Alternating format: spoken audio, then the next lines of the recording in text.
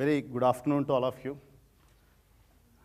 And when Sanjay asked me to speak here at your Young India Fellowship Forum, I was actually not sure whether what was expected of me to come and speak, that too in a forum like you have 100 young leaders, chosen ones, designers to architects to historians and economists. And above all, you had the luxury of listening to Mr. Vinod Rai, to Ramchandra Guhas, to former US Secretary of State, and all these big guys. What is that small ex-bureaucrat would come and speak? In fact, one of the reasons, Sanjay, why I was not very keen to come and speak here initially was that I was not sure whether I would be in a position to actually add any value to this group. When I look at myself, my education background, my level of understanding, I'm sure any one of you would be better than all these years of experience and academics and understanding. I was really not sure. I was trying to avoid, but finally when Sanjay said, no, you have to come and speak, if not anything, what you are doing, the work you are doing in skills, and also your own personal journey of coming here, trying to do, would have a lot of relevance to the young leaders who are present here. And therefore, I'm very happy and thankful to the forum, as well as Sanjay and others to come and to provide an opportunity to come and speak here. So when I said my own experience is very, very relevant before I get into this topic, is when I left IIS, I was there, as she mentioned, I joined in 1989 in Indian Administrative Service. Though I am from Andhra, I was from Andhra, I was allotted to Northeast, Tripura state, spent there for about 10, 11 years, then worked with Minister of Textiles, UN, Island Affairs, and all that stuff. When I left IIS, a lot of people ask me even now, why did you leave IIS? Why is that? What forced you to leave IIS? In a sense, so at least if there is some other thing that you are doing, very fancy infrastructure project, very fancy financial services, very, very attractive kind of thing in private sector, and there is a compelling reason for you to leave and join. But you do bloody that skill development program of some below poverty line youth, you go to Naxal affected areas, you do some education, we have something called KAN, which is integrated projector projector cum computer. So you work with the school education system, you work with the below poverty line, while all your guys are traveling all over the world, you travel to Dantewadas, you travel to Sholapur, Kolhapur, Nagpurs. Why is that? Why did you leave? And also when I travel and when I go and talk to the people, I go and interact. A lot of work I do is with the government.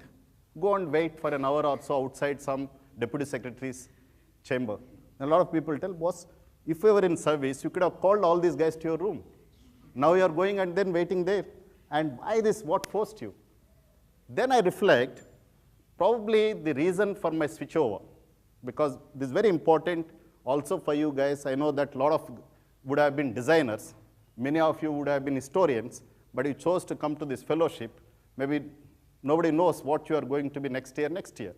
So everywhere, every time when my career took a turn, I used to reflect as to why this change. Was it natural? Was it embedded? Was it any relation? So only reason why I think I was able to switch over very smoothly from IIS to the kind of work that I'm doing is something to do with my upbringing, my background, my educational background, my economic background. Therefore, there's a very, very huge relationship. So when I say that my upbringing, where I was born, what I did, has an impact on what I do today, also has something to do with the skills and education system in this country, which also connects me to the real India, therefore, which enthused me to look at an alternate career that would actually establish a social enterprise model that is addressing the grand challenge of the country, they being education, employability, and employment. How many of you read this Subrata Bagchi's book about his own personal experience, anecdotes, he writes? What's that book name? Yeah? So when I first read that book, I said Subrata Bagchi, small town in Orissa. Many of you know Subrata Bagchi is that Mindtree Consulting founder, one of the top 10 IT companies in India now. And he draws comparison. He actually tries to present management lessons. And he says that he was from a small town called Berhampur in Orissa. Father was a postmaster, a small government employee, and how he went through that struggle, how his mother was great support to him, and what he is today has to something to do. And he tries to draw some of those lessons. So when I look at that, I said, Subrata Bakshi, actually I spoke to him several times, was very fortunate than me, several others like me, because I was born in a village which didn't have electricity, where I had to actually walk 4 kilometers either way to reach the nearest school till my 10th standard.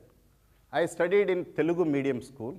Even now, I think if the moment I open my mouth, you will come to know that I am from, this is Telugu English, a very heavy accent. Okay, so I studied in a Telugu medium school, and there used to be a lot of luxury in terms of holidays, because summer and no teacher used to come, and rainy season hardly used to rain. Whenever it used to rain, it used to pour, because there was no roof. So chutti. And then there were no teachers. So I used to develop as social sciences teacher. I actually taught social sciences to my 10th class, my colleagues, 9th class colleagues, so you were like a hero. And my summer vacation was taking my parents had some about 100 goats, okay? Take them to the field or till the land, no electricity. So therefore, even the lifting water, everything was to be done manually. So you used to have 2 bullocks and they used to come, used to till. So now all those skills, when I look at today, when people talk about skills in agriculture, I said, I did this, I did the farming, I knew bullocks, how to harvest, how to water, how to cut, all that stuff. I saw the train for the first time when I was 18-year-old, okay? And I never understood the difference between is and was. Not that I understand better now, but those days also, I never understood. And Rama was a good man, Rama is a good man, without knowing, whatever it was there, we used to go and reproduce. And I topped the district, or maybe 2nd, 3rd, 4th in the district, which I never thought I would.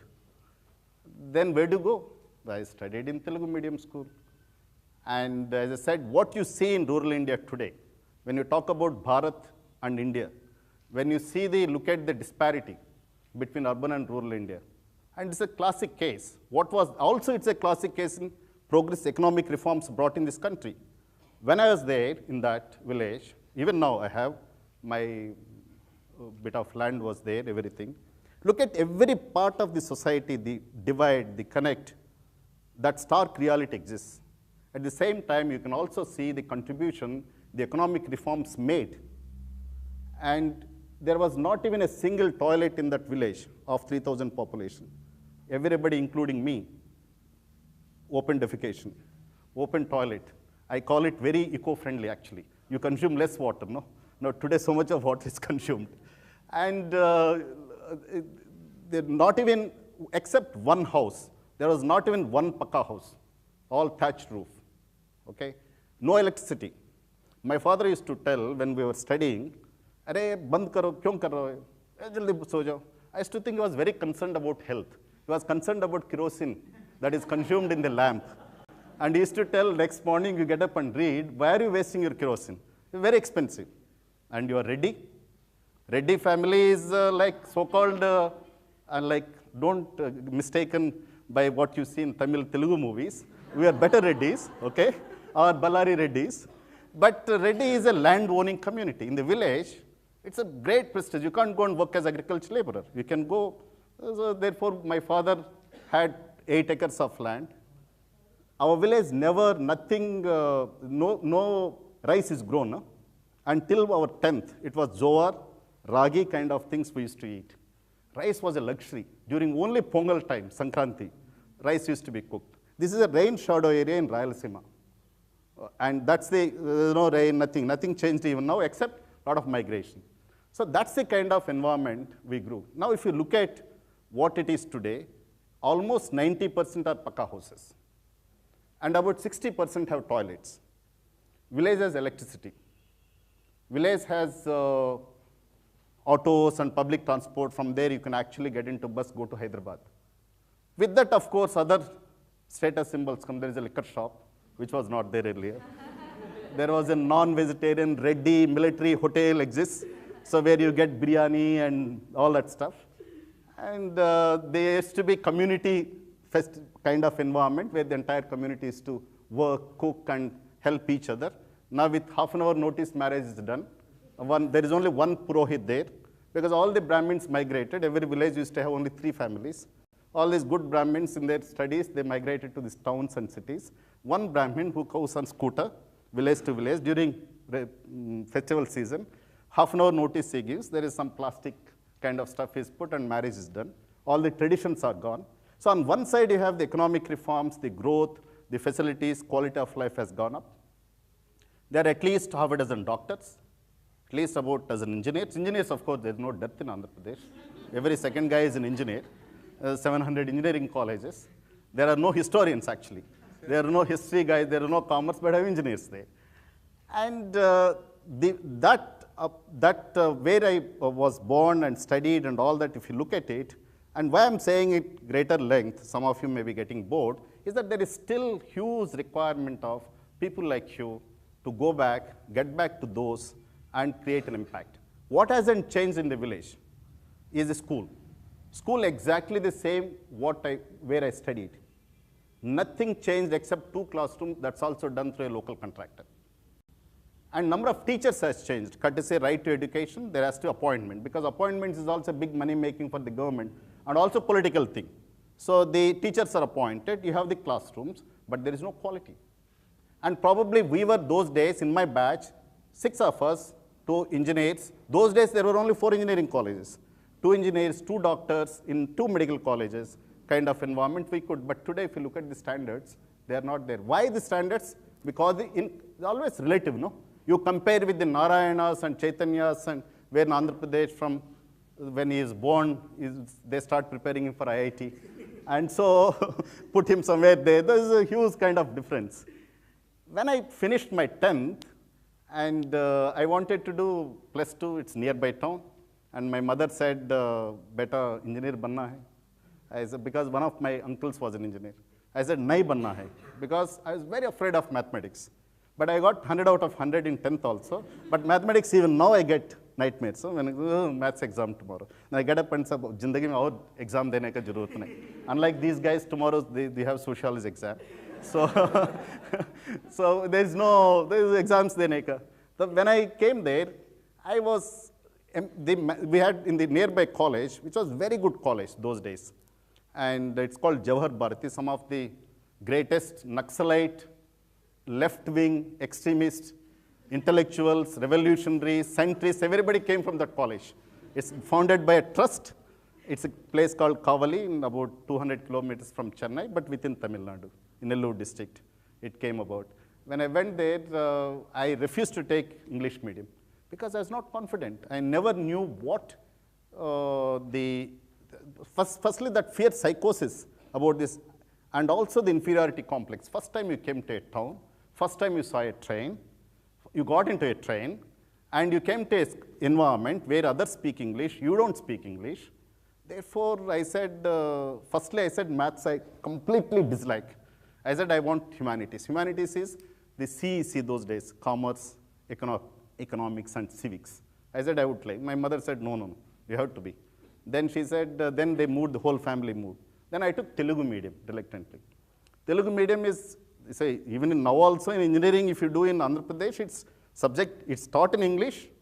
Actually, it's in English medium, but it's taught in Telugu, okay? That's how it is done. Those days, just imagine what would have been. So I took Telugu medium. Everybody, all these English medium guys used to look at us. Hey, Telugu medium guy, I say, guys. And then first year, 2 years of +2, 11th, 12th, junior college, I topped the college. Then they started taking notice. Oh, not bad. These are the guys. I think Telugu medium guys also can do something. Then +2 I did. And maths again, 100 out of 100. And completely disliked. After that, I said, I will not do engineering. But my mother said, no, you have to do. You will not believe, I did not know, my family did not know, that institution like IITs existed. We knew it was in 80s, 80, 84. Because I came from the village, came to the small town, studied there. Only college we knew was the state government run college. There used to be 4 colleges.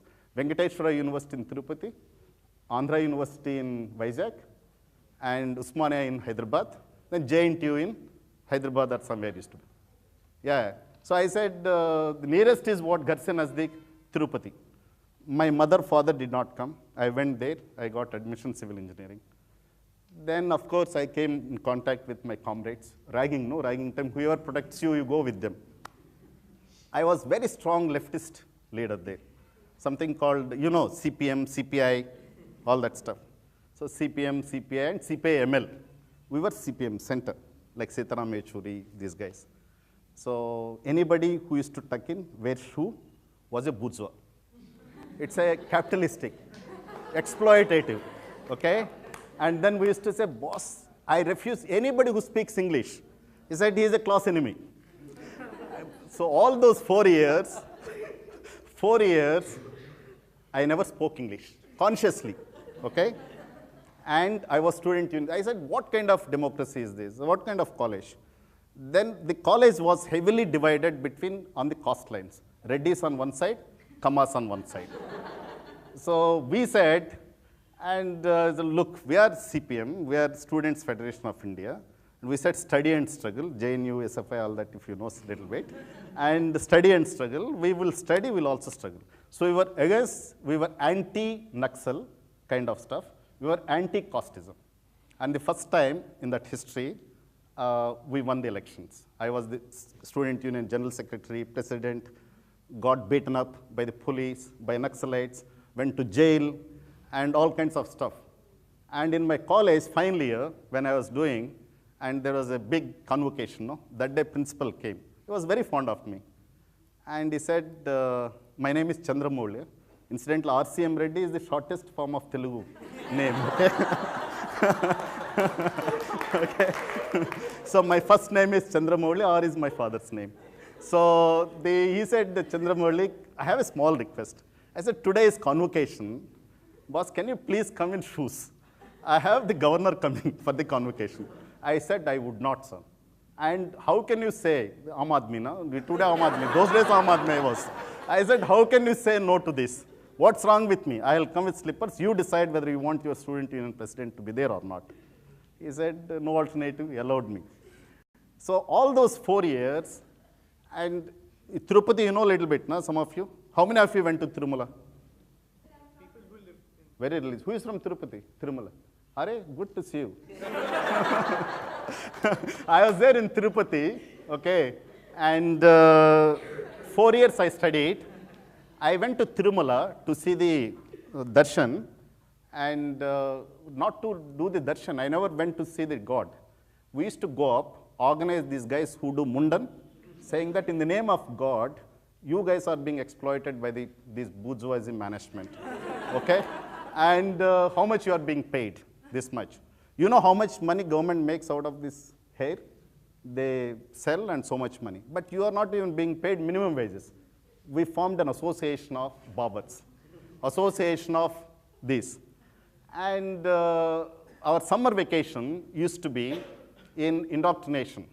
Sitaram also, Yechury used to come those days to teach us what the Marx and what Engels said, all kinds of stuff. And our summer vacation, everybody else used to go home, and our summer vacation on Marxist indoctrination. And anything used to, the incidents like caste community clash, those were very frequent.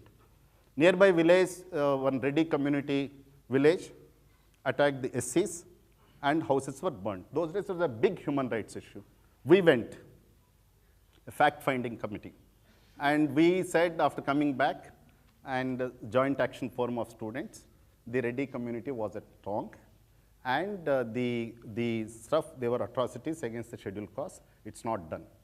The other Reddy community leaders came, said, boss, tell me, that day, those days, height to aisa hi hu, and half of my size those days, patla and like you guys, wearing half pants, not half pants, full pants. Half pants also bourgeois, no?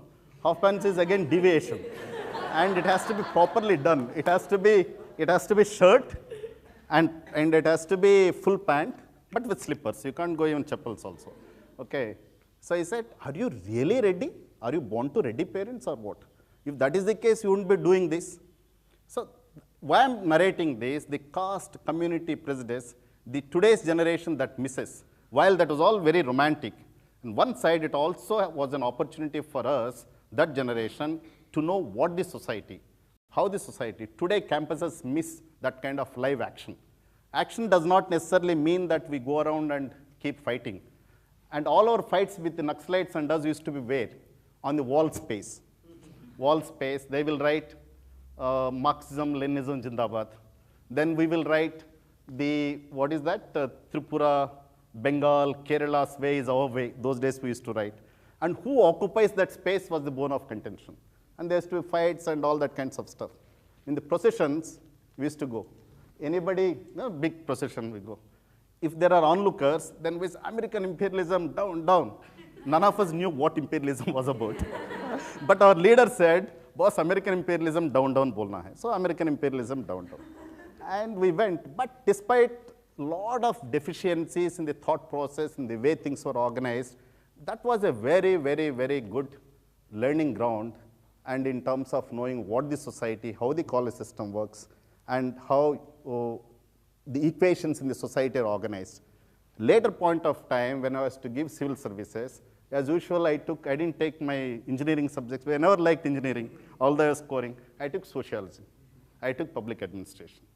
And why I could connect to that? The question in sociology was, since there are some civil service aspirants here, and sociology was, analyze the caste system in India. I said, because this is what we were all taught, no? One doesn't require any special coaching. That's how probably got through the civils. So after my exam, after my engineering, then I was to give GATE, that MTech kind of. My father was unwell. I had to be with him, and therefore I couldn't give the exam. I was working as site engineer. Then I saw in an advertisement in newspapers about SPA. SPA does even now also. SPA is different, no? Those days different. It's any SPA student here? School of Planning and Architecture. Any architect here? One architect. Which college? Ahmedabad, CEPT, okay. So SPA, no? SPA is SPA. So School of Planning and Architecture ad came, and I went and came and appeared. In the interview, you will not believe, because all these very difficult, if I narrate these stories, people will not believe. That's why I keep asking you, believe me. So when I came for interview, and they asked about Tirupati, Tirumala town. It's a town planning institute, no? What would you do if you were to? I knew entire Tirumala, right from barbers to, right from barbers to plantation to the crowd, because we used to go by buses, we used to organize RTC unions, and we knew all the problems. I then, we said, this is a problem, that's a problem, this is how it has to be. They were very impressed. And, but when I came out, I was all hearing to rest of the guys, all these four-letter words were being frequently, this, that. I said, boss, ye kya hai? What is this four-letter word means? And as I said, entire engineering, consciously we stayed away from English. First time I spoke 5 minutes of English in my first time I spoke when I come to Delhi. First my visit to Delhi. I said, looking at all these guys, like many of you, very fancily dressed, I said, boss, hoga nahi hai. And let me go around, see Delhi. And I visited Delhi and went back. And of course, when the entrance results came, I topped the stuff, and I got the admission. I came to SPA.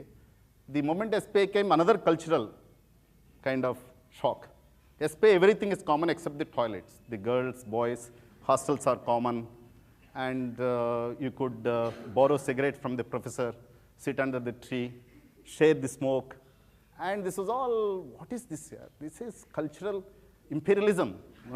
This is cultural imperialism. This can't be done. And where we came from that kind of small background, I said, let's change this. Then first time in School of Planning and Architecture, we actually forced them to have an election. We forced them to have an election, like the way we borrowed from there. And we had one Geeta Diwan, I don't know, some of you know. She is champion of affordable housing, Uttarakhand, she is a design architecture student. She was the president. And she was a cigarette smoking and very, very forthright, very strong woman. You name anything of feminist attributes, 1, 2, 3, 4, she would have. And her deputy was RCM Reddy, came from small town, hardly could speak English, and came and talking about revolution, this, that, all that stuff. Huh? The panel we won. She lost, of course, heavily because I lost by 1 vote, but we set a trend there. What is that entire 2 years, when I first came to that, out of 2 years of master program, 6 months I couldn't speak to anyone because of the language, because I came in. So I had to re-establish every time. From 10th, from the village, when I came to my college, I had to prove, I had to establish my credentials, that I am capable of something. It took some time to adjust. Again, when I went to the college, actually, if I reflect, I took this path of SFI and all that stuff, probably to cover up some of those my inadequacies. There was a gang which was also looking at IIMs and going to US, because probably I thought, back of my mind, I cannot compete, but I have to prove, therefore you get into this, and got into. And in the masters, exactly the same problem. And of course, as usual, after 6 months, I got into ecosystem and again did reasonably well. I got into this development alternatives. Some of you know DA, and I was one of the first founding team of that out of car garage of Ashok Khosla. George Varghese was one year senior to me and all that stuff. You are from DA? You know DA a little bit, okay. And then the reason why I'm saying is that each of the stages, what I realized and what I missed was, and maybe probably had I had an opportunity of very strong education, very strong exposure to language, skills, confidence, probably I would have been, did I have that kind of environment? So when I talked about skills now or education work that I do, I relate myself when I'm working in a village school, I actually relate myself when I was in school. And the technology solutions that we provide jointly with Sanjay, English helper and all that stuff, a lot of that stuff is very closely related to what I went through. And after when I was doing with development alternatives, and since you know a little bit of development alternatives, those days we used to have very classical debate. DA is a consulting outfit. And once in a while, we used to get into big debate. We were given an assignment from Tata Chemicals and Fertilizers, Brala in UP. So the environmental impact assessment is to be done by DA. Our guys went around and we did, and came back saying that, boss, this is going to negatively impact the environment. Therefore, what should be done? One school of thought was, let's go and organize Dharna against Tata Fertilizers. But they're your client. They gave you money to study. You go and organize yourself. And we're all a bunch of people like you and very romantic and all that kind of stuff. So we were not sure whether we were activists, whether we were consultants, whether we were for profit, or not for profit, that kind of existential dilemma. Then I said, boss, thoda sa mushkil hai. Then I come from a relatively poor family. I cannot afford to do this. So let me take up a secure job and joined Consulting Engineering Services, CES Private Limited. And planner again would know, it's like a factory for drawings. So anything you ask within next 10 minutes, they produce. After I went there again, I did my civil service, I gave the exam. Each of these also an interesting career shift. So after my engineering, since I was SFI state level leader, I was central committee member, all that stuff, I was almost becoming a full-time, what they call whole-timers, they call it whole-timers in CPM. I was to become a whole-timer there, actually signed up, and had I become whole-timer, I would have been like Sitaram and others in Delhi going around trying to do the things. But some point of time I reflected, probably, is this the only way? Because always there was a kind of burning passion, something to be done, let me do something for society. I come from that kind of village background, my parents, my family, the environment, I need to do something. That was the thing which was propelling me from a fixed career kind of stuff to alternatives, other alternatives. So I think, sense prevailed. I said, look, this is not the only thing. Let me also go and study. When I went to my master's, after that, I could have been a consultant and town planner, government, and all that stuff. While working with CAS, then I said, look, let me give you a shot for civil services. Some of my friends used to come from Andhra, stay with us in a room, and they were preparing for civil services. So we used to do interview. What was interview? And we used to ask from Marxist jargon, because we're all masters. Na? Perestroika matlab kya hai? Perestroika is, Gorbachev, those days when the Russia opened up. And these kind of questions we used to ask, and those guys never used to answer. We used to have kind of enjoyment again at their expense. "Ay, इतना भी पता नहीं तुमको यार, वो कैसे civil service pass करोगे?" And they got through civil services. Then they said, "Look, yeah, people like us can get through. Why can't you also try? You can also get through civil services." Then while working itself, I gave the exam, civil services. What subject? Sociology, public ad. Why? Maths, dar hai. Sciences, no question. So I, G.R. Sarai, here, IIT, and Rao Study Circle, photocopied, 200 pages, 125 rupees, I still remember, sociology and PubAd. While working, and lunchtime we used to study, I used to study, and evening, I gave the exam. And I said, जब selection होगा हो सकता है, and I got through prelims. When prelims I got through, I said, let me give serious effort, and then I took break, told my boss, I require 6 months of, 3 months of time. And I took 3 months break after that, and used to have public ad. Now the structure is changed, civil services.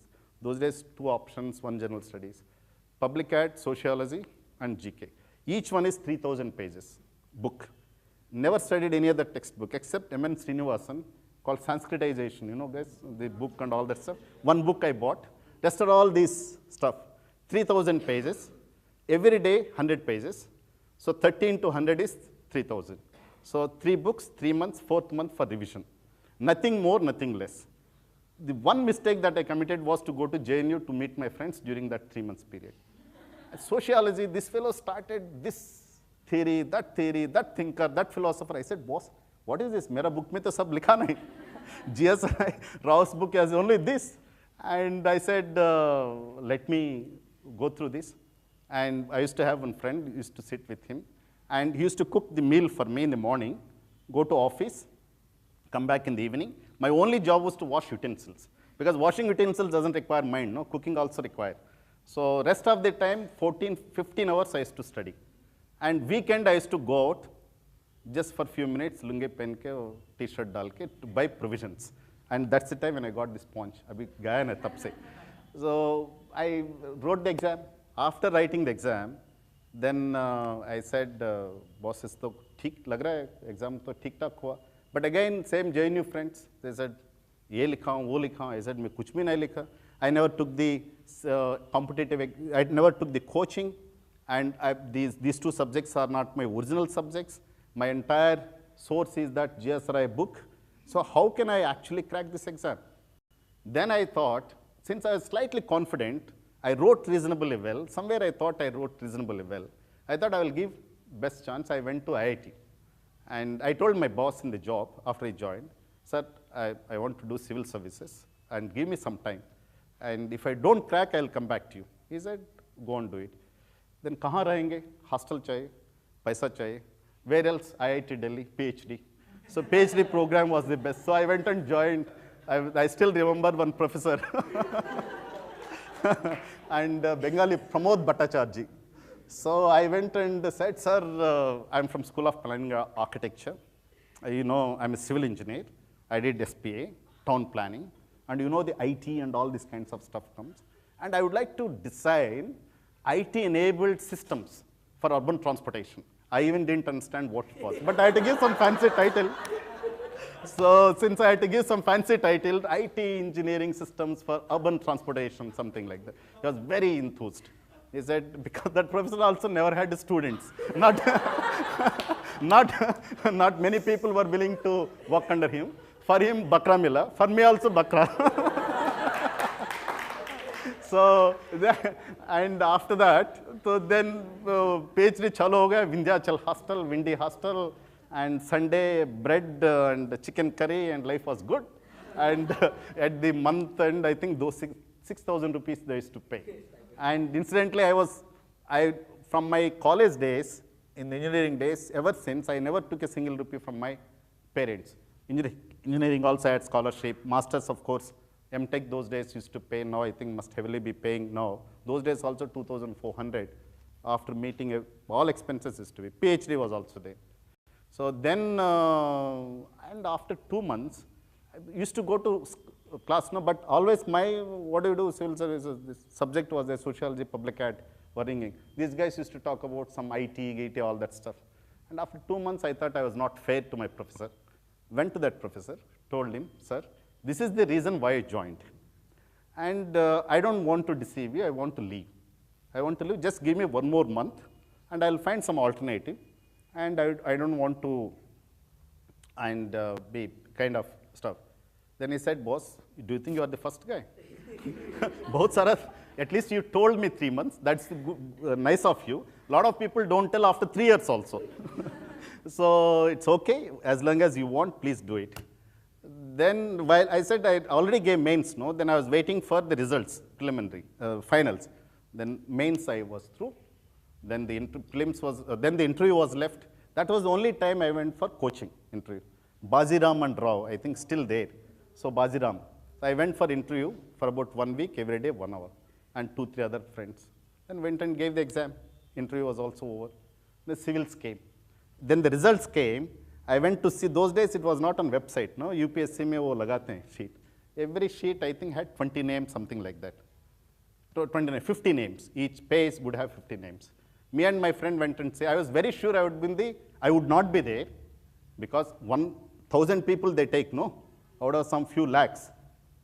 And if I was there, I was very sure that I would be in the last page because 950 to 1,000. But my friend had some confidence in me. I would not do so bad. He started looking from the page 1. So I was there in somewhere 11th rank and all that stuff, all India. So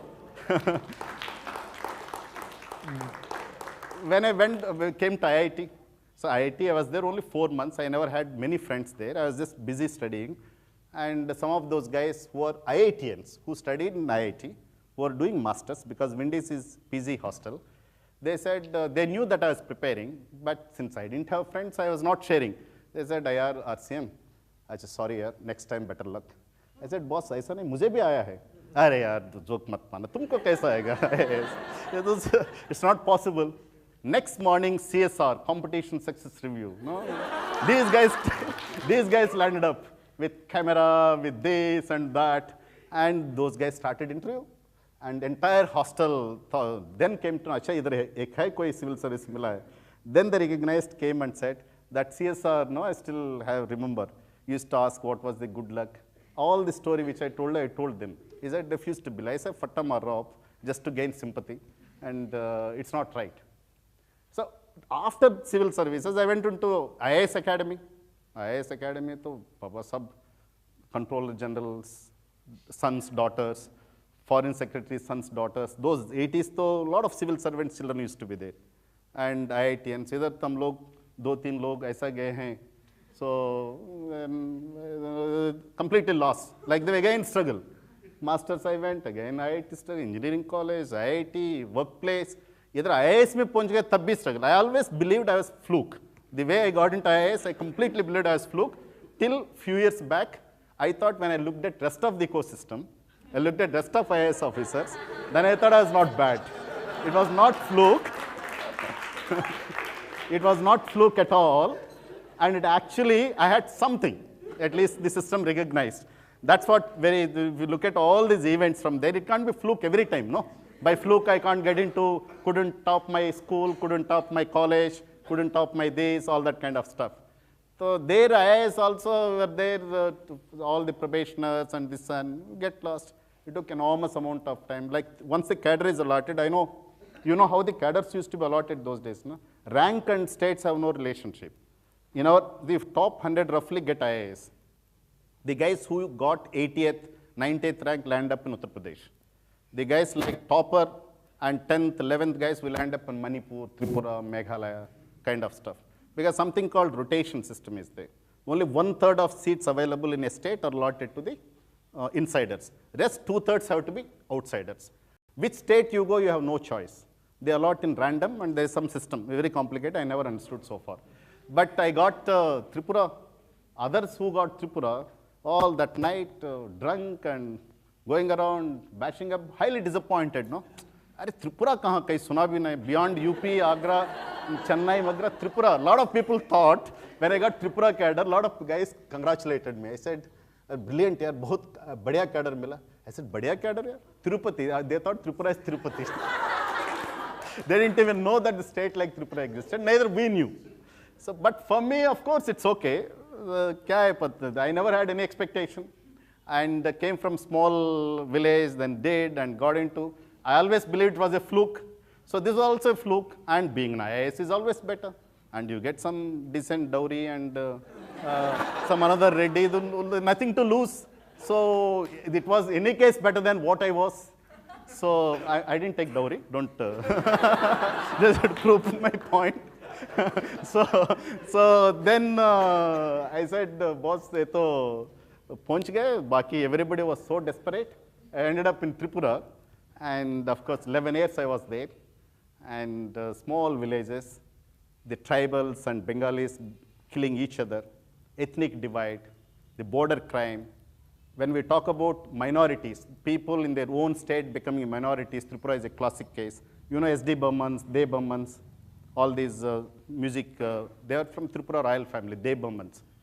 Even including our the tennis player De Burman, also from Tripura royal family, a tribe called De Burman, but they became minority. They became minority. Bengalis who went from Bangladesh, Hindu Bengalis, are majority in Tripura. So the Manik Sarkars and all these people, Ripen Chakravarti, CPM leaders, many of them you see is the majority of that. And the local tribals have become minority. And we were all direct witness to how the ethnic group could become minority in its own place, how they lost their economic rights, livelihoods, and their cultural rights, everything, including language. Today, official language is Bengali. It's not tribal. Tribal language is called Kokborok. And how permanently the structure got changed, political structure. Assembly seats of 60 seats, the Tripura, the majority are non-tribals. Obviously, the non-tribals would have the majority decision-making system. Tribals would never have. The state remained integral part of India. Completely credit goes to CPM. And they had two stalwarts, Nipen Chakravarti from Bengali community, Dashrath Dey from tribal community. If you have seen the entire Northeast, despite such ethnic polarization, Tripura never had strong secessionist movements, unlike Nagaland, unlike Mizoram or Manipur. Primarily this party, credit goes to not because I worked for that party in the past, but the kind of honesty that the transparency that they bring in have been able to put the state together. So all this journey before, then I'll get into the topic now, I'll stop somewhere here. So I worked there, then I came to work in Bombay, Ministry of Textiles as Textile Commissioner. Then I joined UNIDO briefly and joined Island Affairs because till that time, for profit, anything, again same. Though tucked in shirt and this, that image never went out of my mind. Today coming also, I was thinking whether to put actual suit and tie or should I come like this? The point is, the entire orientation from somewhere you started off this and came to here, it underwent kind of change each stage of my growth. And today I am running a social enterprise. And I worked with the government for 16 years. I worked with United Nations Industrial Development Organization. I am working with the private sector. I work with consultancy. And I always believe, irrespective of career that you choose, whether you're going to be an entrepreneur or a civil servant or a social activist, as I said, I was semi-politician, activist in the college days. I think every walk of our life, there's a huge potential to make a difference. And social enterprise, I believe, is also one of the most meaningful ways of contributing to the society and at the same time contributing society, making a difference, and same time you being financially secure as well. Ultimately, we have certain needs, and each one of us want to have 2-bedroom house, if not here, Sector 67 of Gurgaon. And so some of these needs can be met. The social enterprise is a profession that I think many of these youngsters, many of you can actually look at. And that's why I started off complimenting you. And not many in this country have the luxury of the kind of exposure you get. Look at the people like me.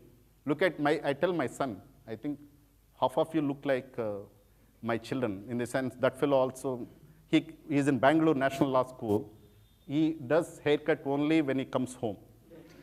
And that happens twice in a year. So 6 months he grows, And exactly when I go to campus, I never went to his campus except admission time because I'm forbidden. He says that, look, when you come there, you'll ask me to a haircut and this and that. No. So, but I tell them the kind of luxury they have, the upbringing in today, the opportunities, exposure, the investments that the society collectively is making, parents are making, is huge. And with the kind of story that I narrated, worse than the profile of Subrata Bakshi. From there, if I come, and I assume, even at the cost of being a little bit arrogant, I can say that I'm credited with establishing a lot of replicable models in this country, whether in IIS, when I was working in Tripura, a lot of the work that we did I was always in charge of, because there was a very serious tribal, non-tribal kind of clashes used to happen. I was always in charge of social development projects that would actually look at softer side of containing the insurgency.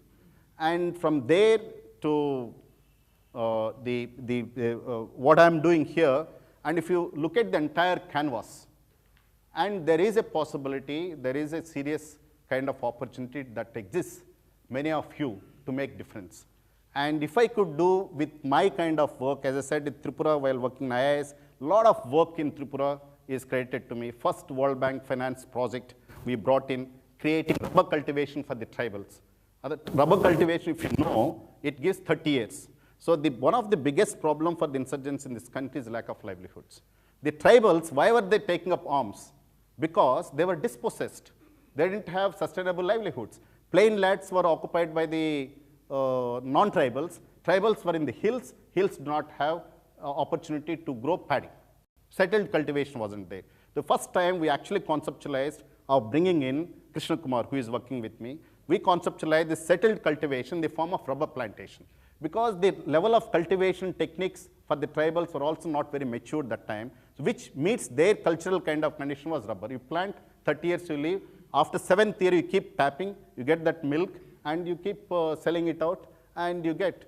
That single project was singularly responsible for economic improvements amongst the tribal community, resulted in reduction in insurgency, and that was considered to be one of the global best practices of providing livelihoods through plantation-based activity to marginalized sections of society.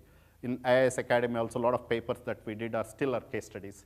Then from there, when I came to Textiles Committee in Mumbai, it was a very pre-export inspection, Inspector Raj.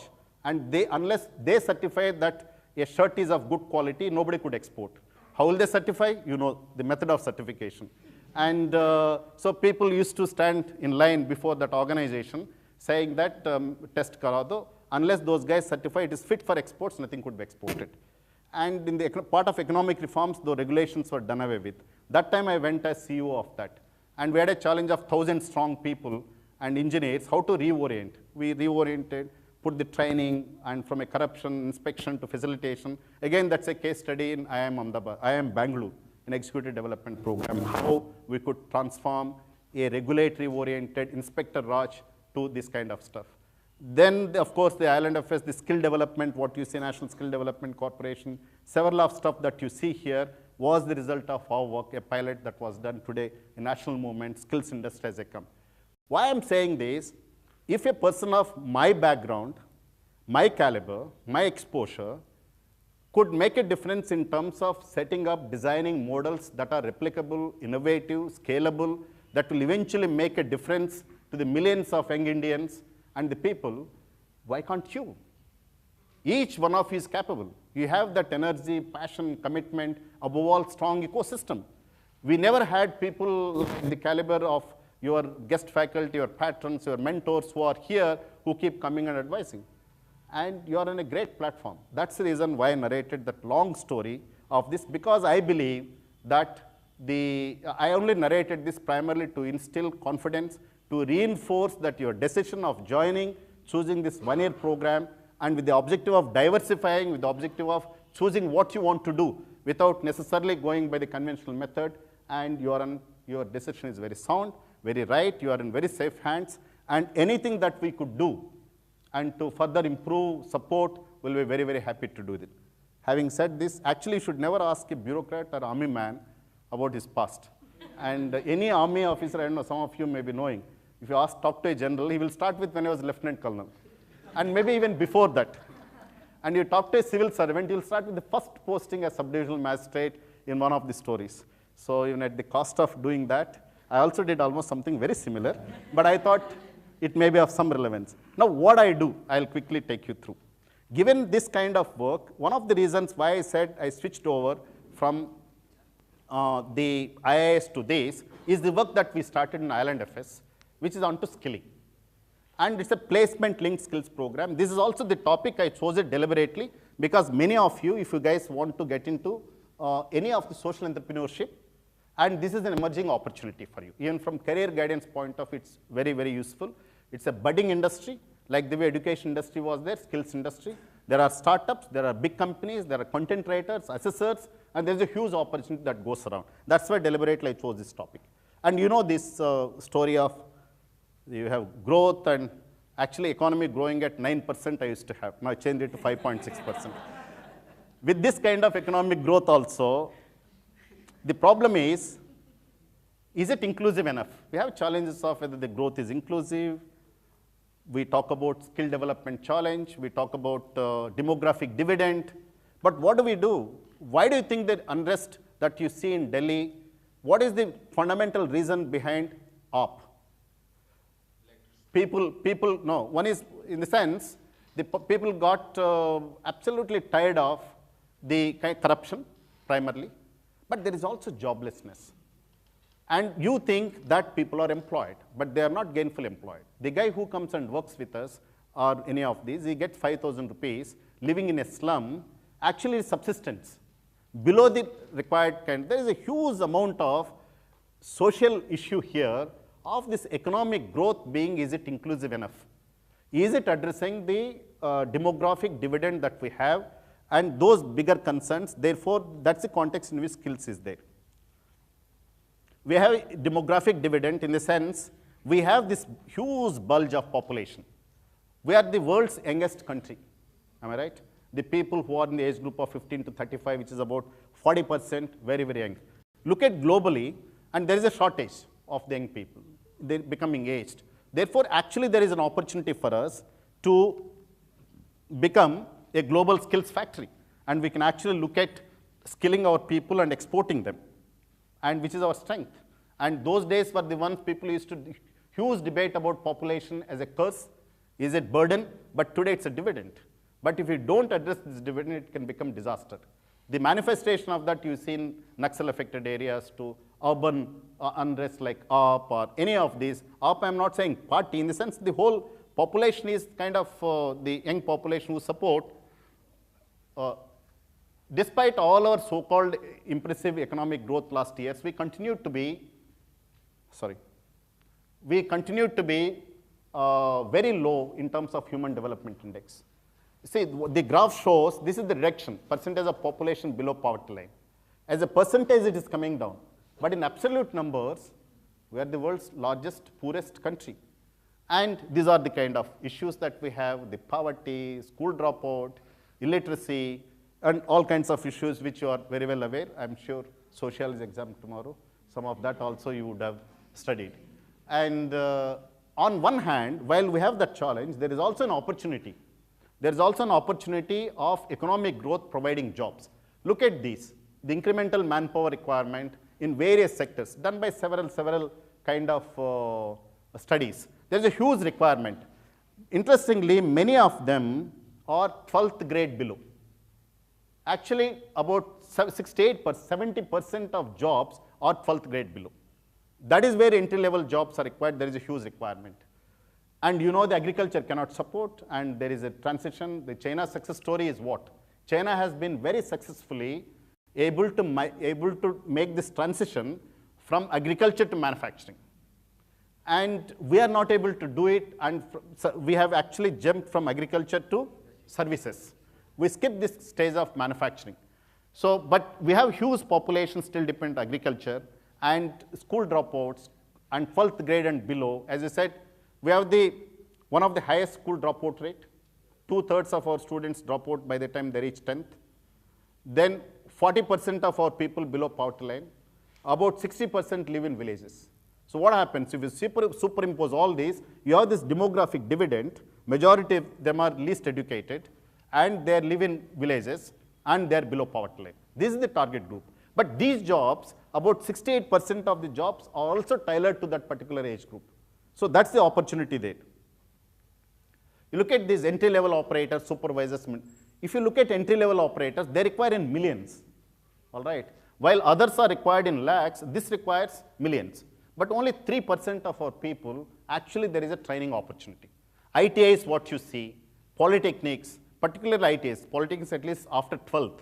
ITIs, they serve only 15% of the annual requirement of trained capacity in this country. There's a huge shortage, both quantitative and qualitative. And from an employer perspective, what do they look at it? These are the kind of people, school dropout, 12th grader, unskilled youth, the guys who are selling in the shopping malls, to stewards, to welding operators, electricians. These are all the kind of people. But many of them do not have, they want to hire someone to be a shopkeeper, okay, sales boy, sales girl, but they do not have many of the skills. Today, everybody requires a bit of language skills, and everybody requires a bit of IT skills. So all these gaps that they exist, and if they are addressed, a youth with this kind of profile can become employable. And of course, is all, why they are not employed? Many of them actually suffer from lack of information. Many of them do not know that an opportunity like this, there is a skilling possible, there is a job, you take the training, you get into a job. Lack of information itself is a problem.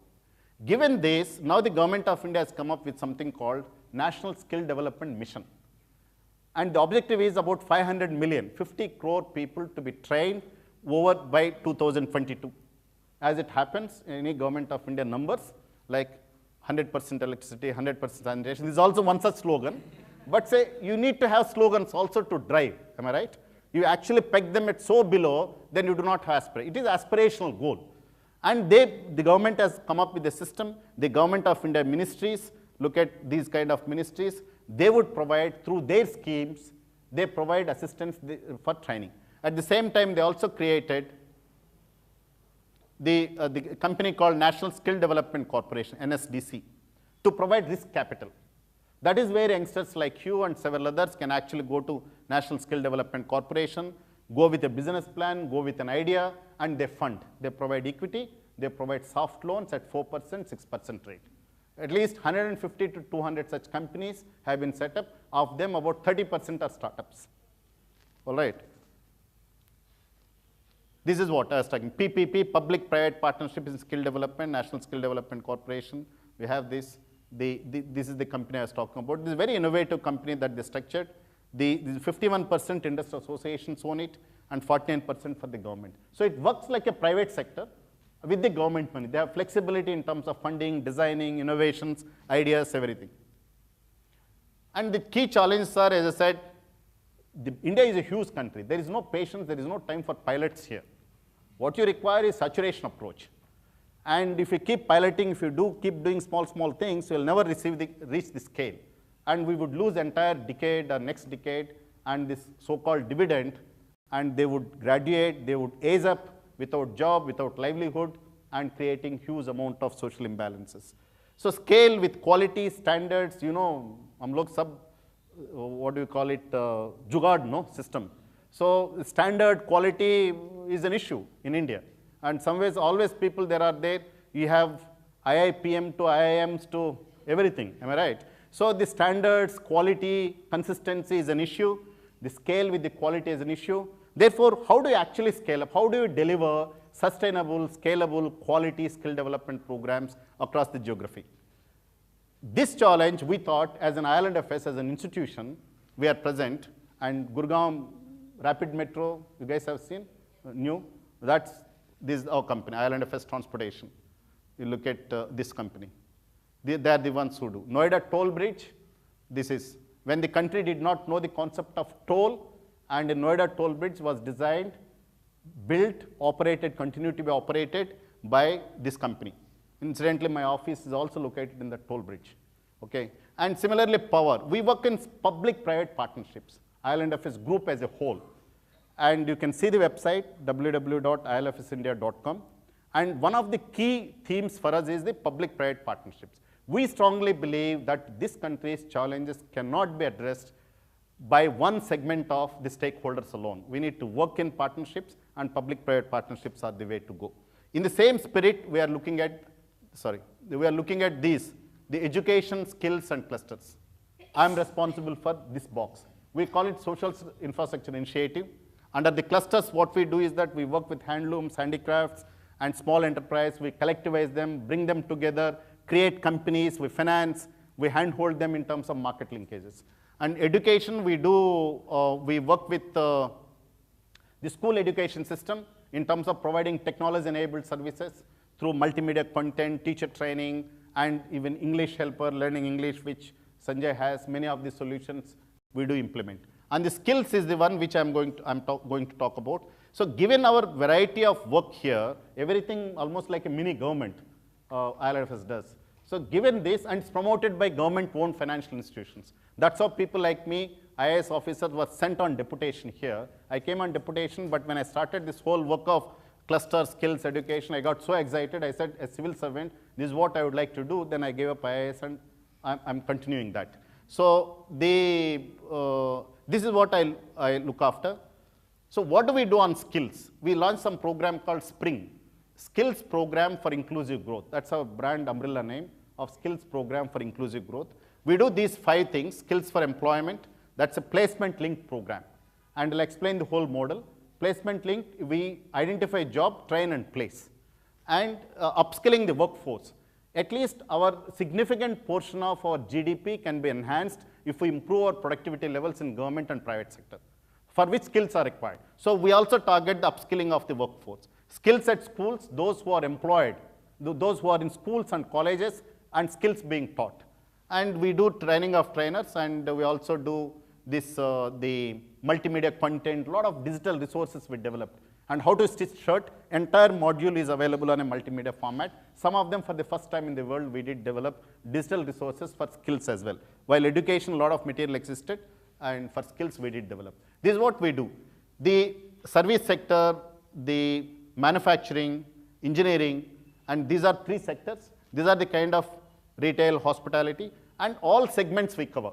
They could be welders, electricians, and the sales boys and girls, stewards, BPO operators, animation, many of these, depending upon their education level, depending upon this, we deliver the programs across the board. And each of the program, we strongly believe with the use of technology, with the workplace simulation, we can actually cut down. You don't require to have 1-year program to train a boy or girl as an electrician. If you have basically 3 months program of very intensive, but the methodology that you employ should be the one which is absolutely industry simulated. If we can actually have industry simulated kind of skill delivery model, then we can have even 3 months also we can do it. So holistic training, there is a domain training. Suppose an apparel sewing machine operator, we train that person as apparel sewing machine operator. There's a bit of English, work readiness, computer literacy. English is English helper that we use, is one of the methods that the computer-based learning, mobile learning, a lot of that stuff we use. How we deliver, there is hub and spoke. Hub, for example, in Delhi, in Wokla, we have set up an institute, 3-storied, and a lot of skill sets somewhere, hospitality lab. We'll actually create a welding lab, a 5-star hotel room, and welding shops, all that stuff we create. And there are spokes. It could be inside educational institution. And this is the kind of architecture. Each of that institutions we set up and operate. And we are present in almost half of the districts of India. And so far what we did, about 1 million people we trained. Of them, 300,000 are for the jobs. Young people, school dropouts, largely school passouts, they being trained and placed in these kind of sectors. Apparel, leather, engineering, welder, construction, and the financial services, all kinds of stuff. If you look at, this is very interesting.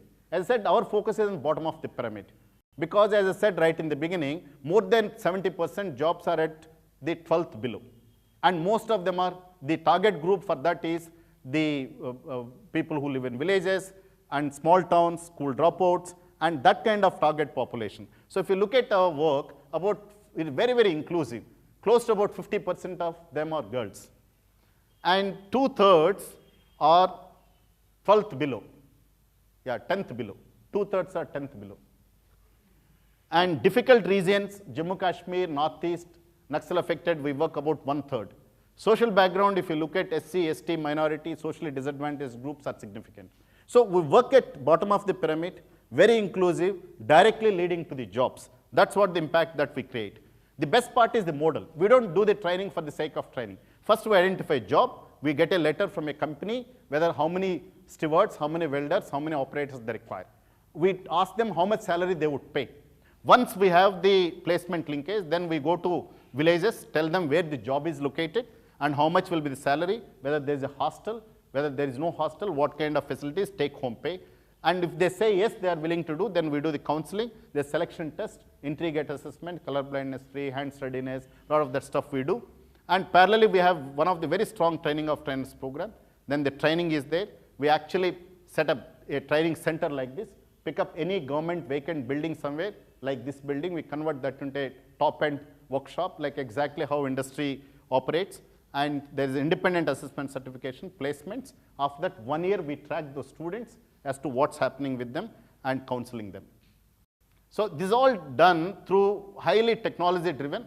This is what the magic box we call it. It's an integrated projector computer, and it's loaded with the content, and you project it. It's only one wire, single wire. You don't require, like the way you have your laptop, and there is a wire, there is a projector, and if I'm asked to do actually connect it, I'll take 15 minutes to connect it, isn't it? Many times I may not even know F11, F10, kya dawana hai. So here, this is only one wire, and it's jointed, patented product of IL&FS Education and IIT Delhi, and it's there in about 20,000 schools now, and we use a similar technology, and it converts the blank wall becomes smart board. You don't require separate smart board. You keep writing on the wall.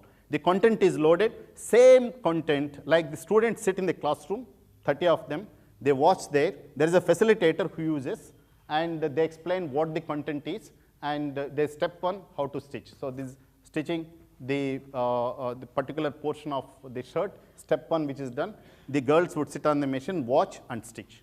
So that's how it is done, welding, computer repair, everything. So it's a blended learning model. You have a technology, multimedia content, facilitated by a facilitator. So the standard quality, consistency, delivery is there across the country. In fact, incidentally, this is also one of the very good career option for a lot of people who are looking at assessments, skills assessments, developing multimedia content, and technology in skills is also one of the emerging areas. This is what it looks like. This is sewing machine operator lab, and Sukma in Chhattisgarh, Malkangiri in Orissa, where collectors were kidnapped. Those kind of places you will find these kind of labs. We train them exactly like an industry. What you see there on the graphs, they like productivity. We don't pass or fail any student here. It's all competency-based assessment. And competency-based assessment, good welder means the good quality work, shortest possible time with least defects, is graded as category A, then B, C. Depending upon each company's requirement, they pick up. C, category C is again put through a training program. So this is in Bhubaneswar, a food production lab, outside ITCs and TAS of the world, and you have one of the best food production lab in the country is here. So about 40 of them are trained, and any point of time. Most of them are just 10th or 12th. In 3 months, they are trained to make decent meal in a 5-star hotel. And they get picked up, and there is a huge queue for their recruitment.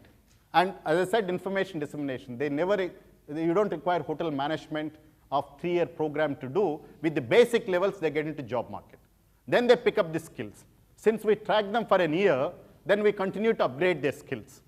And we are also working on, Government of India is working on the skills competencies being equated with formal degrees. Suppose very good welder today cannot become a graduate, no? But right now, there is a qualification framework being worked out. It's called National Skills Qualification Framework, NSQF. Under that, a welder, very good welder, eventually can be recognized as diploma holder in welding. He can actually become an engineer. There's certificate of equivalence being worked out. So therefore, we work on this competency-based training. This is a welding. Very strong training of trainers program we work with some of the world's best institutes. And always assessments are done by the industry guys. Like if ITC itself assesses a food production, a chef or a steward to be suitable, they can be employed anyway. So that's the kind of industry-driven and objective kind of third-party assessments we bring in. And what do we want to do? As I said, achieving scale, and while we do everything, there's too much of government, too much of money flowing around, and too much of free money flowing around is also not very good. Therefore, how do you actually inspire these youth to come and take the training is the one. See, a first principle is that no student, no aspiring trainee would be denied the training for his or her inability to pay. So we type the sourcing funding. Like the way jobs we type the funding also. Government of India schemes, there are several programs that are run. The poverty alleviation objective, like the urban poor, rural poor, scheduled castes, several of those programs. We tap the funding under those schemes.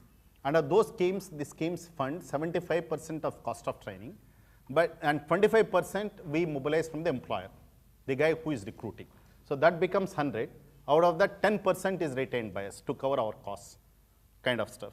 And in case they are not covered under any government program, then what we do is that we tie up any CSR funding, any of these corporates. Even that is also not available, then we arrange micro loans.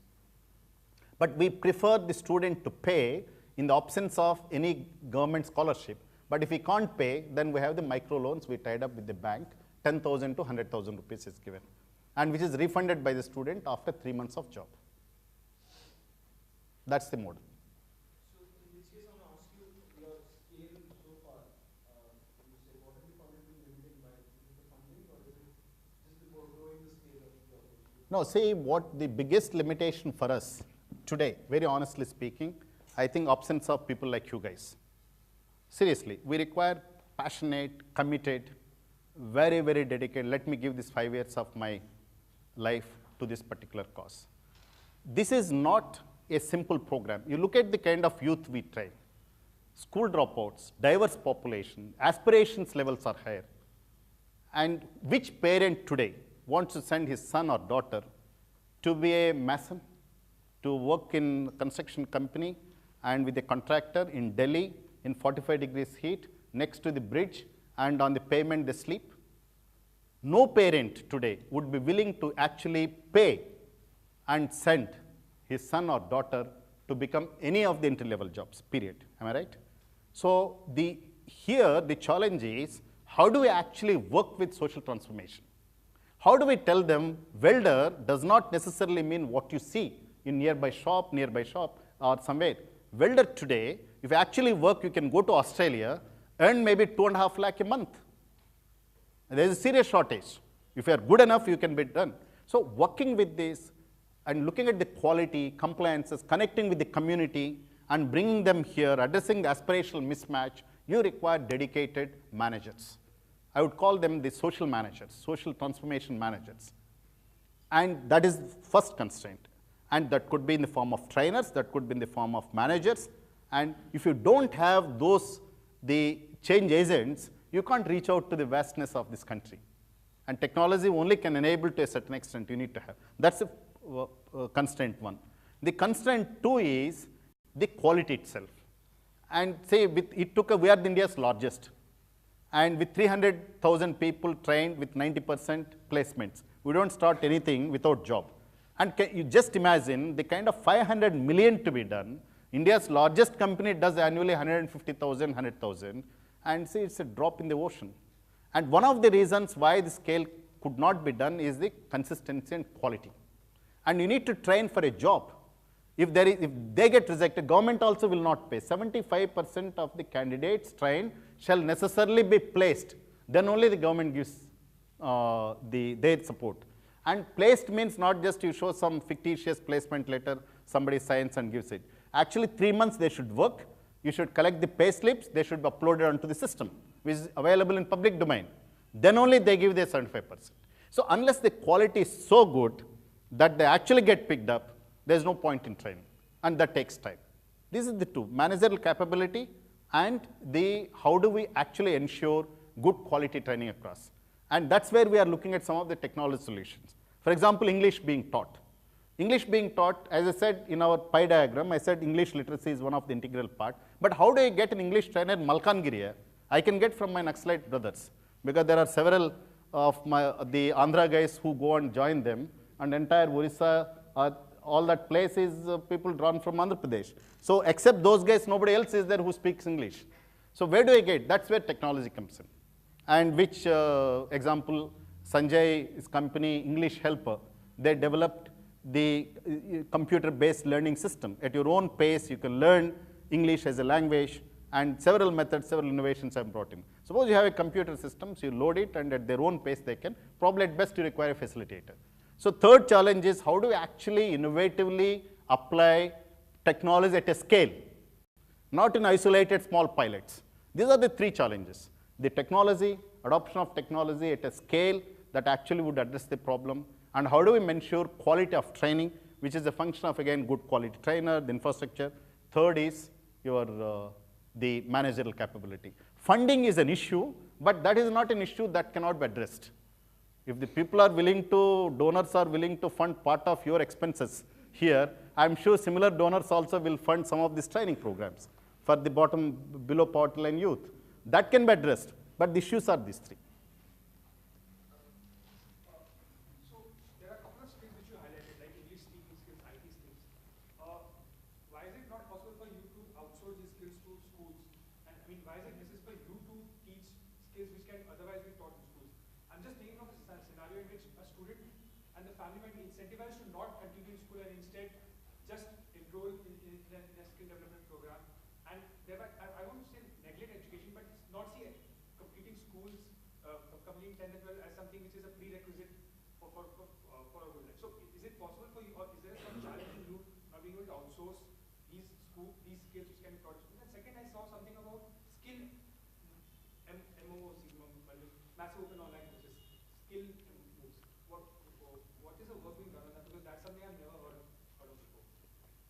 See, outsourced to schools, if I understand you rightly, you are saying why can't these skills be taught while they are in school system? Am I right? That's where I talked about one of our initiatives, skills at schools and colleges. There is an initiative now, National Vocational Education Qualification Framework. The thought process, why are you waiting for these guys to drop? You are sitting there, oh, drop out, ho jayega, tab pakad ke layenge. Why do you have to wait 18 years, allow him to drop out? Why can't you address the problem while they are in the school system? So there is a recognition within the system now, the government and civil society, and very actively there are initiatives that are working on skills while they are in schools. Now, the other component which you mentioned of outsourcing, the other, if I understand rightly, why can't that English teacher come and speak here? But पहले तो school में होना चाहिए ना teacher. The point is there is an absentee teachership, no? They would be there on payrolls, but he may not be there. And schools themselves, can you believe, in fact, I was telling you also, Sanjay, in Bhubaneswar, another business that we do, I'm using the word consciously business, a social business. So the thing that we do is set up the computer labs and operate in government schools. Government schools, you know, typically if government sets up a computer lab, what happens? They buy hardware from you, they buy software from Microsoft, and they appoint someone, they're put there and they would even never open the covers of the boxes. And money has been spent. Now the model is PPP. So institutions like us are expected to set up the lab, 10 systems and a projection system and content, a teacher, internet connectivity, since there is power shortage, and you would also have the power backup solution. We operate that lab for 5 years. We are paid on an annuity basis. Best government school in Bhubaneswar city, girls school, supposed to be very best, 10th standard till 10th standard, it doesn't have a computer lab, even now. And generation after generation is passing out without having any exposure to IT. Therefore, if you want outsourced IT skills to a school, best school in Bhubaneswar doesn't have, what skills you would have in interior areas where we operate? I don't know, any flags go up when you hear the Malkangiri, where the collector Vinil Krishna was kidnapped, and several others. So nothing works there. And these are the only institutes that function or something else. So the best way is that preventing. The preventive action is embedding skills and the value systems of putting in the school. putting in the right in the beginning. That's why I was narrating my story when I say that the farming, tilling, doing this, going around doing it was a skill that I was taught on the farm, but I was never taught in school. Why can't you actually teach the same value systems and skills while I was in school? Why didn't my school teach? Why we were all taught the textbook which never had anything to do with what I was doing? So therefore today the trend is the vocational skills in schools and colleges is a program called National Vocational Qualification Framework. There are also 9 levels of vocational skills being taught in schools from 9th standard onwards. 8th, 9th, 10th, and it goes up to graduation and equivalence of that. Something very similar to what you have in UK, Germany, US, that kind of model is coming up. And the other second question that you asked? Yeah, see the content that I mentioned, no? The multimedia content, digital learning material, we have about 26 different programs we developed. Some of them first time in the world, some of them first time in the country. So is the case with several others. Now like the MOOC you have, all this content is being put on open resources platform. An initiative by National Skill Development Agency, Google, ILandFS Education, and few other companies were collaborating, where all this digital content, we have 3,000 hours of learning material. It's being put on the web. It's being put on this platform so that for wider use. We encourage the students and other stakeholders to access and use them. There's no point, no, if I have created some content for welding, why should you also create? It's there on the line. And I have the fact that Google, ILandFS Education kind of big institutions come together, there is inherent value proposition for us also for putting that on MOOC model. In sense, more and more people use it, more and more learners would come. The moment you say ILandFS name coming in there, maybe my skill school people will come and take enrollments. Ultimately, I'm also in social business, am I right? I'm not an NGO, and I need to create, I need to make money. I'm not profiteering, but I need to generate reasonable surplus that will drive my growth. So how do I do it? I need to have more and more footfalls. And how do I get more footfalls? Only when there is wider dissemination. And that's the value proposition. Today, the requirement for trained manpower in India is at a level where these guys, there is supply is inadequate. And you have the people, but not with the right kind of skills. So in practice, this kind of these guys being thrown out and they lost the jobs because of economic downturn hasn't happened in the ecosystem so far, primarily because the supply levels are far below the demand. But at a theoretical construct level, what you are saying is right. Now, what do you do this? The only way is taking them to the next level, next level, next level. That's where one of our objectives is the tracking. In the tracking, what we would like to eventually reach out, which is being done bits and pieces now, not in a full-blown model, we would like to enroll them for an actual university program. We have started a pilot in Tamil Nadu and with one of the universities, and where the students would actually be enrolled, will be given credit courses. So they'll continue to be there next 5 years, an opportunity to improve their skills. That's where the National Skills Qualification Framework comes. So the moment this guy is there, a welder who is working, and he will have an opportunity to go and take the credits and courses in a nearest college or an institution or a training center, acquire the credits and keep adding. So over a period of 5 years, if you actually become from a welder, and today right now welder means welder, nothing else, no career progression, you would actually become a diploma holder in welding technology. That's where the career progression, which is a systemic solution to the kind of problems that you are talking about, which would happen with the economic downturn. I'm leftist, no, I've been trying to look at left. I think let me look at right. Yeah, go ahead. So since the company has over the period standardized the process and say together you put on the standard process and everything, and now you said that the problem that you're facing is in terms of say managers going out and getting the right people to look and corner. Why not go to like say decide go for a franchising model or probably reach out through more? Yeah, which we are doing, yeah, that's the right model. Eventually, the franchisee partnerships is the only solution. But even for franchises also, you need to set up 1 or 2 centers of excellence, no? Like what you see in Vokla is a center of excellence. That's what the hub and spokes you said. The hub is ours. Spokes are the partners. That's how we do it. This model, they question, are you spreading yourself? My board asked, when we designed this model, boss, you are doing too many things here. You can't be doing too many things. You can't be expert in so many sectors. Why are you going to pick up maybe apparel or retail? You are island affairs, therefore you look at financial services, something like that, and don't do. We said no. We are required to do this primarily in terms of providing choices. When we go and set up in near Ajmer in a village, a camp for mobilization camp, and students walk in. If I have only one program, they have only one choice to make. And if I go with these choices and map with their education qualification, entry gate assessments, aptitude, career guidance, then I'm able to address this issue of the choices and aptitudes. The only way of addressing that is to have this kind of menu of options. But many of the training providers today, one cardinal mistake that they do is that go with only one program and offer that, and those guys may not have. And now, what happens after they get into the system? This is the first level of their aptitudinal assessment, and they get into a choice of theirs. And thereafter, what happens? We have seen out of our experience, there are girls from Orissa whom we have trained, placed them in apparel industry in Chennai. And thereafter, after 3 years, 4 years, they moved to Bangalore, they went somewhere else, they became stewards, they became managers in Coffee Day.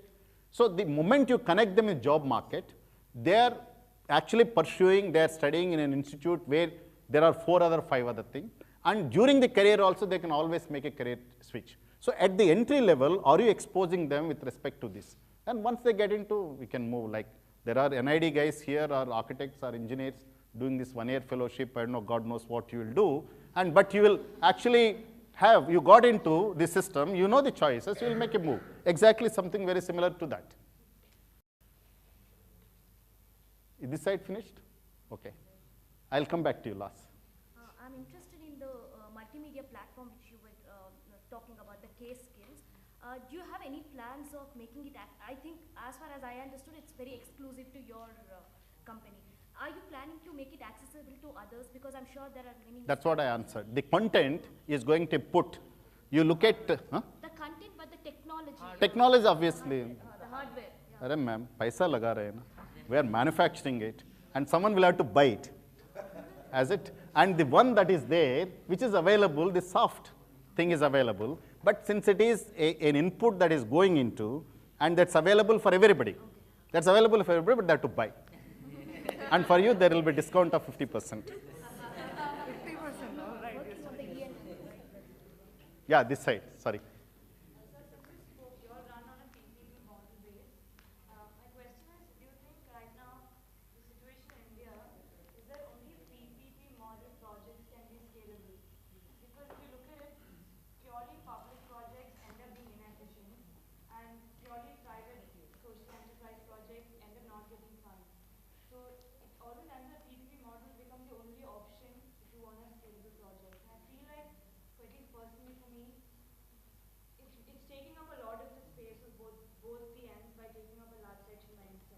Absolutely.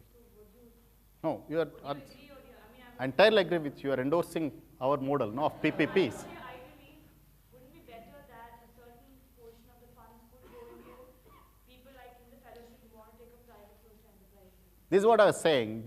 All the programs today, the best part of, say, firstly, PPP as the way to address the social challenges today, which we have, and related to health, education, skilling, any of this can only be done through PPP. I'm not saying it cannot be done through private sector, the NGOs, the government can do it, but if you have to address this at faster pace, in reasonably kind of quicker pace, the multi-stakeholder partnership is required with PPP, all right? Now, that's proven and that's what it's being done now. Now, fortunately, the government also has changed its approach towards private sector. So, skill development programs, even those funded by the government ministries, and those programs, even NSDC, it's meant for private sector. Suppose you have a business plan, you want to say, in Kashmir and in say Ladakh, mountaineering, and you would like to train the local youth and to become the tourist guides. You would like to teach them Spanish, Japanese kind of stuff, and you want to actually teach them on occupation, health and safety. With that, you expect them to improve their incomes. If you have an idea, you can go, and there are ministries which will fund. And therefore, that money which is there, which you are talking about, is actually available for public-private partnerships, any of the things which private sector wants to meaningfully, and money is not an issue today in the country. Just to follow up, so isn't it an option for you all to, if people you're training, right, if you do identify individuals who have a potential, then to start their own business rather than join somebody else? Yes, yes, we do. A lot of our people who are working with us. They work for somebody else. In fact, there are about half a dozen colleagues of mine who have encouraged and then go and start your own businesses, start off their own businesses. We actively encourage. Another dimension, let me also tell you, this is skills for jobs, organized sector I mentioned. But we also do very significant amount of work for skills and self-employment based on artisans, handlooms, handicrafts, and several of them. There our approach is group approach. We actually identify 100, 200 women who are involved in that. We create group, we create a company for them. And then that company, we equip the skills and technology, market linkage, financial linkages, so that it becomes very dynamic producer company. So those skills are also very extensively. But I put that to them under 700,000, which are the upskilling. So 300,000 is hardcore jobs where you will get minimum 3 months of job, PF, ESI, because we look at that as from being unorganized to organized, from being without social security to social security, and a family crosses the poverty line. But other dimension is also there. Anybody else? Yeah.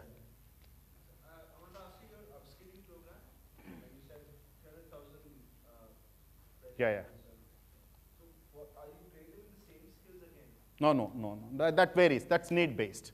It could be as mundane as Bihar, the peons in government offices being taught on how to actually do photocopying, to binding, to filing, to addressing the grievances of the citizens, to attitudinal skills, to a worker who is engaged in apparel industry, and his productivity being enhanced. It's very, very wide spectrum when we say upskilling.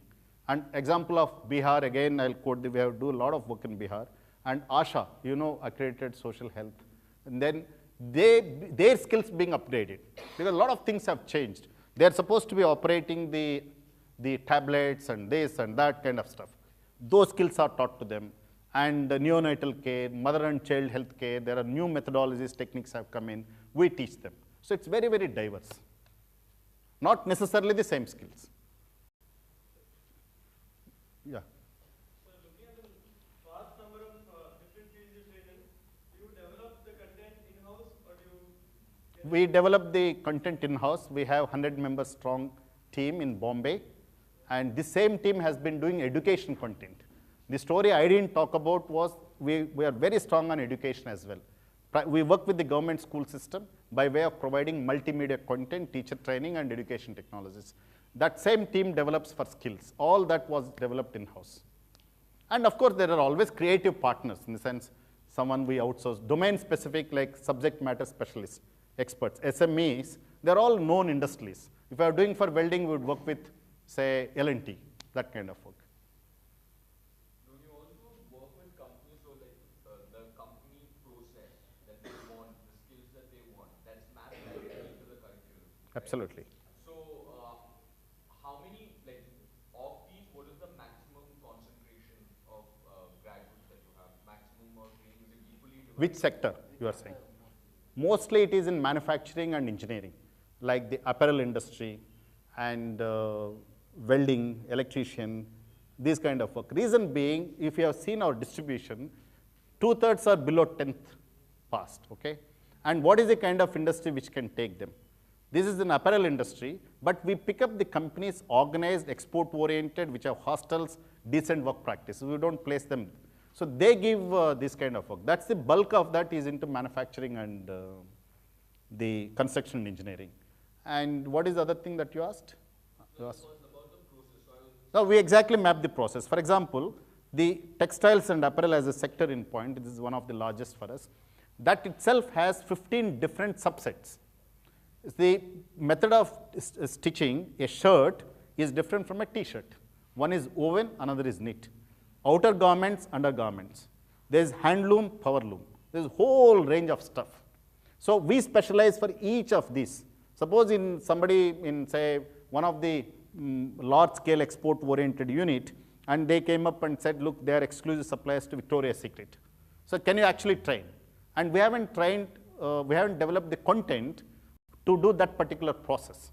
Then we have about, last count would be about 25 Niftians who are working with us, passed out of NIFT in apparel manufacturing, worked in industry. They are the guys who go to that industry, study their work practices, improvise, customize the content, and take it back. That's why our placement rates are very, very high. Actually, we measure our trainees as at productivity level. We say these guys can give 60% productivity on the day one, which industry would take 3 months to bring a fresh guy to 60% productivity level. That's the gap that we fulfill. So you have to keep constantly changing. Absolutely, absolutely. Otherwise, if you don't do that, you're gone. But some of them would be basic, but some of them will keep changing.